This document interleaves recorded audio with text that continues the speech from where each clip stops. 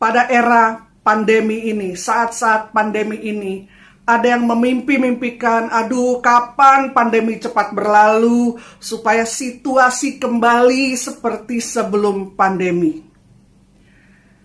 Kehidupan itu adalah seperti arus sungai, dan ketika arus sungai itu berlalu, dia tidak akan kembali lagi. Sekali dia lewat, dia akan lewat.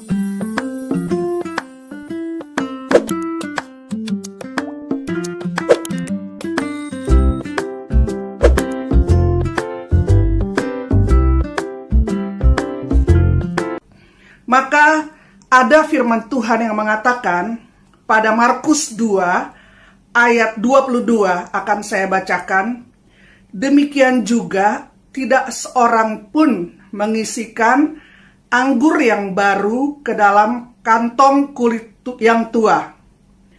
Karena jika demikian, anggur itu akan mengoyakkan kantong itu, sehingga anggur itu dan kantongnya dua-duanya terbuang. Tetapi anggur yang baru hendaknya disimpan dalam kantong yang baru pula. Jadi kita benar-benar mesti mempersiapkan diri. Karena ada yang mengatakan pandemi ini barangkali setahun baru normal atau 2 tahun. Ada yang bahkan memprediksi 4-5 tahun. Maka jangan terlalu memimpikan bahwa situasi akan berubah seperti sebelum pandemi.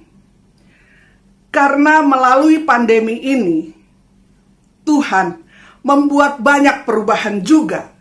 Contoh, kita semua menjadi lebih bersih karena harus cuci tangan, semua jadi bersih, di mana-mana kita harus jaga kebersihan. Dulu WC di mall jorok banget ya, ada yang jorok, tapi sekarang jadi bersih semua. Dunia juga semakin bersih. Langit kita sekarang bisa lihat ada langit biru. Keluarga-keluarga jadi banyak waktu untuk berkumpul kembali.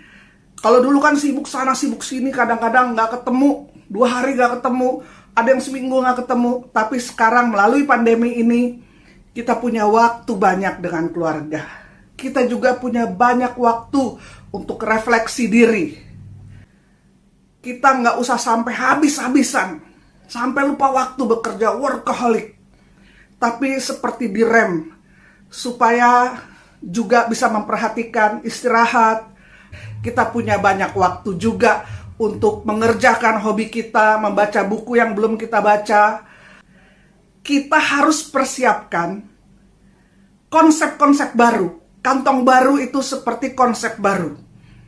Untuk hal-hal baru di dalam pandemi dan setelah pandemi. Tidak mungkin kita stagnan dengan konsep yang lama.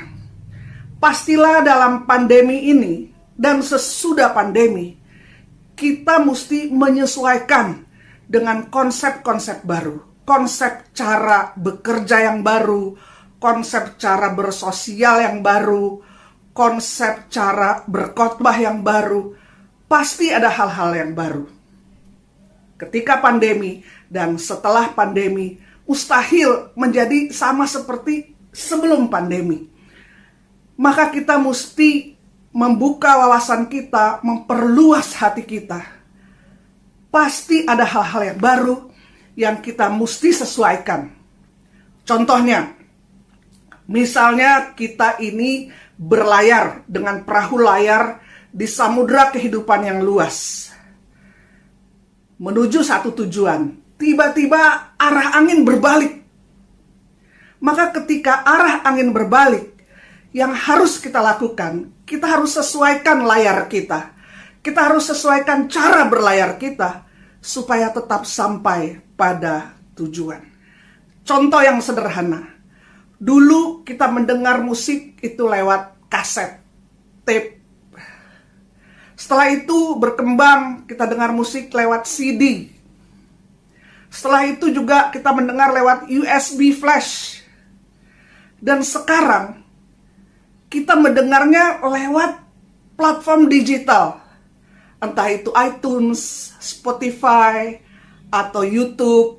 Kita juga belinya juga nggak dari toko-toko lagi. Kalau dulu kan toko musik kita beli. Tapi sekarang kita bisa beli dari handphone kita. Maka kita mesti bersiap-siap dengan cara-cara baru.